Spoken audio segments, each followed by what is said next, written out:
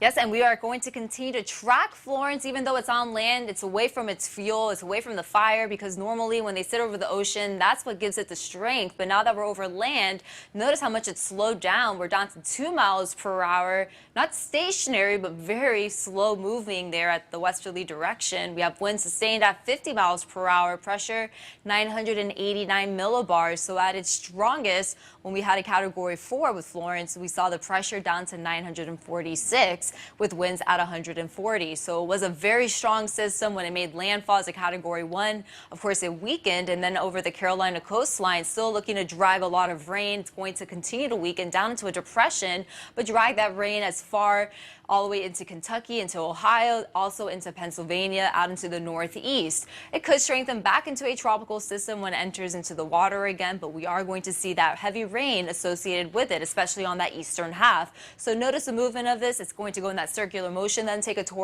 turn towards the north, and then back out to sea, but dragging all that rain. So our friends all the way out in the northeast and the mid-Atlantic are going to be dealing with periods of rain associated with Florence over the weekend and also for the start of the new work week. So here's a look at the Doppler radar over the past hour. Notice the movement and counterclockwise rotation, dragging all that moisture along with it as far south as Charleston, South Carolina, as far north as the Delmarva Peninsula and towards the Virginia region there, all the way into Norfolk, Virginia, and even Raleigh, North Carolina, seeing some heavy rainfall at times as well. So you can see where the heaviest of rain lies within this band right here. It's going to move over the same area, which means the potential for some more rain and more rain totals can't be ruled out. The reds indicating it's falling at 2 inches per hour. So over the past 3 days, we've seen up to 25 inches, especially along that white region there, up to 23 inches of rainfall within the pinks, even 17 inches. So we're still expecting to see a lot more rainfall totals predicted, or as far as 30 to even 35 inches of rainfall total. So we are going to continue to see those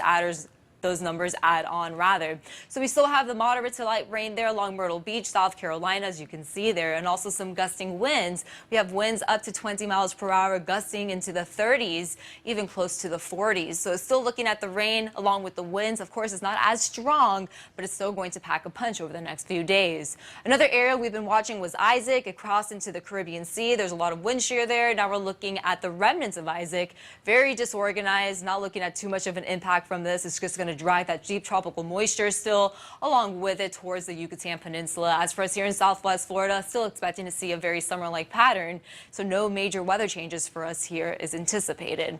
So today, temperature is hitting the 90s for the highs, limited rain, so that means it's going to be hot for today.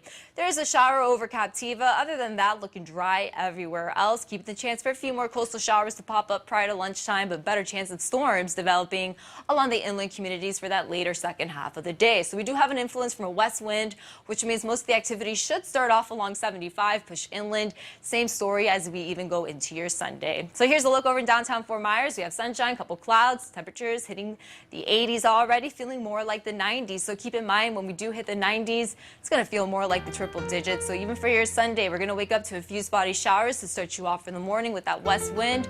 And then for that second half of the day, we're going to see a better chance of some scattered rain and storms. So I think it's going to be some very nice beach weather. Definitely going to want to cool down because it's going to be hot this weekend.